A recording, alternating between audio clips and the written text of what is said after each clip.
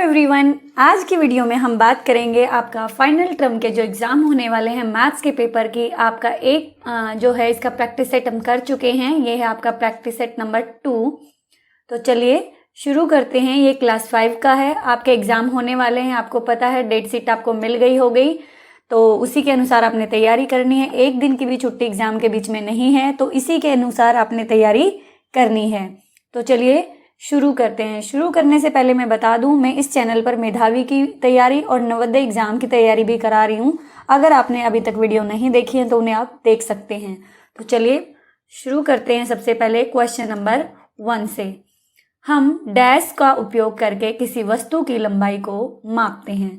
तो metre, centimetre, इनका उपयोग करके हम किसी भी वस्तु की लंबाई को मापते हैं, किसी भी चीज़ को मेजर करते हैं। एक कील की लंबाई 3.4 सेंटीमीटर है, तो वो कितने मिलीमीटर होगी? तो सबसे पहले आपको पता होना चाहिए 1 सेंटीमीटर में कितने मिलीमीटर होते हैं? 10 होते हैं। तो इन्होंने हमें कितनों की पूछा है? 3.4 की पूछा है। तो हम इसको क्या करेंगे? 10 से मल्टीप्लाई कर देंगे। तो क्या आएगा? 10 से मल्टीप्लाई करेंगे तो 340 आ गया। तो यहाँ पे डेसिमल एक जगह है, एक पॉइंट के बाद हम भी लगा देंगे। तो क्या आंसर आया हमारा? 34 मिलीमीटर। नेक्स्ट है, 1 रुपया में पैसे होते हैं, कितने होते हैं? ये सबको आता, बहुत ही इजी क्वेश्चन है। तो 100 पैसे होते हैं। फिर अगला क्वेश्चन आपका, आपने मल्टीप्लाई करना है। तो मल्टीप्लाई कैसे करेंगे? सबसे आसान तरीका 100 से करना है। तो सेम यही संख्या लिखेंगे, जितनी जीरो है उतनी ही पीछे लगा देंगे। टाइम वेस्ट करने की कोई ज़रूरत नहीं है। अगर 1000 से पूछते तो हम 3 जीरो लगा देते। अगला क्वेश्चन है, 10 सिक्कों का वजन 45 ग्राम है, तो 100 सिक्कों का वजन कितना होगा? देखिए 10 सिक्कों का वजन कितना है? 45 ग्राम है, ठीक है। एक सिक्के का वजन कितना होगा? आपने लिखना नहीं है पेपर में, इस तरीके से समझा रही हूँ। एक सिक्के का कितना होगा? 45/10। लेकिन इन्होंने हमसे कितने का पूछा है? 100 का पूछा है, तो हम इसको 100 से मल्टीप्लाई कर देंगे। 100 सिक्कों का पूछा है तो क्या किया? 10 से 10 ढाई 100, तो 45 की और 10 की मल्टीप्लाई करी तो कितना आया? 450 ग्राम, 450 ग्राम। समझ आया? अगला है, निम्नलिखित कोनों को बनाने के लिए प्रोटेक्टर का यूज, जो आपकी डी होती है उसका यूज करना है। आपने उसका यूज करके बनाना है। देखो आपको मैं बता दूं, सबको आता है 90 डिग्री का कोन बनाना, आता है बिल्कुल। देखिए मेरे से इसमें सही से नहीं बनेगा, बिल्कुल होता है। तो इसका हाफ करेंगे तो कितना हो जाएगा? 45 डिग्री का हो जाता है। 45 डिग्री। अगर हम यहाँ पे 90 डिग्री, आपको उसमें लिखे हुए मिल जाएंगे, आराम से बनाना है।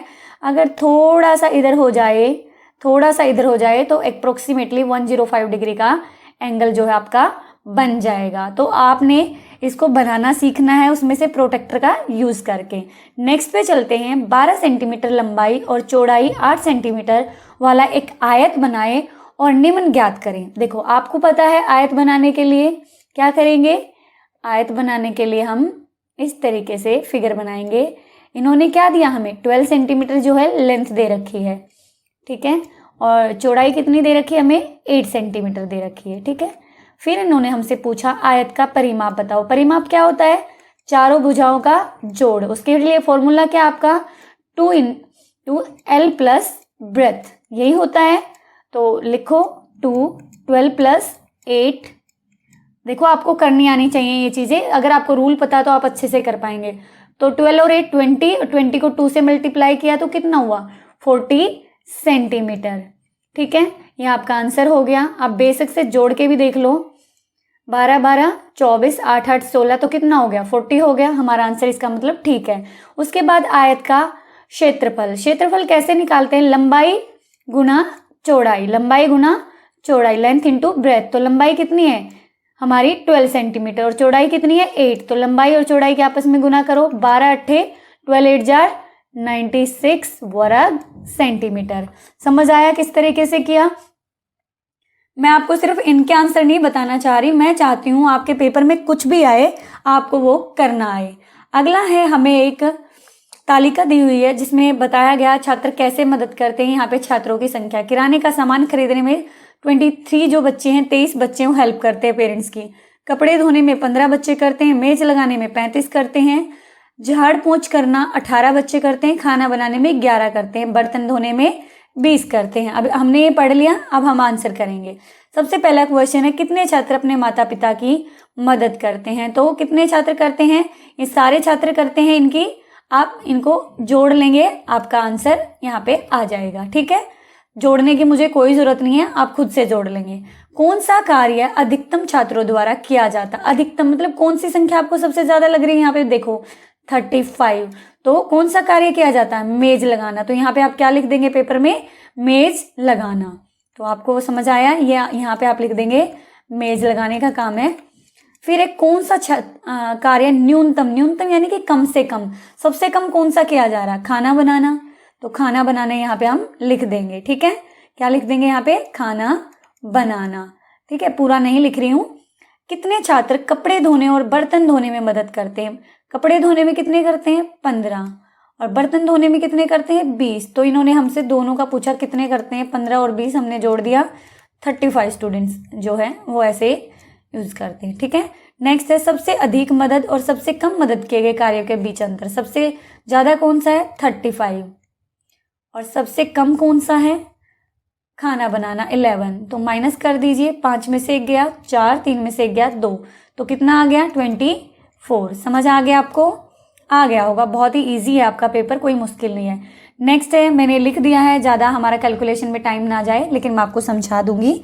देखो, निम्न आकृतियों का क्षेत्रफल की गणना कीजिए। मैंने आपको बताया था लंबाई गुना चौड़ाई, लेंथ इंटू ब्रेथ। तो लेंथ कितनी हमारी 14 और ब्रेथ कितनी है 16। लेकिन आपको पेपर में पूरा लिखना है इसे, 14 सेंटीमीटर 16 सेंटीमीटर, ऐसे हाफ हाफ लिखोगे तो गड़बड़ हो जाएगी। ठीक है, जब आप इन दोनों की मल्टीप्लाई करेंगे तो क्या आंसर आएगा? 224 वर्ग सेंटीमीटर। अब मल्टीप्लाई करके मैं नहीं दिखाऊंगी। नेक्स्ट में आपको दे रखा है स्क्वायर दे रखा है जिसकी एक भुजा 12 सेंटीमीटर है। तो स्क्वायर की सारी भुजाएं क्या होती हैं? 12 सेंटीमीटर। तो और इसका क्या होता है? भुजा गुणा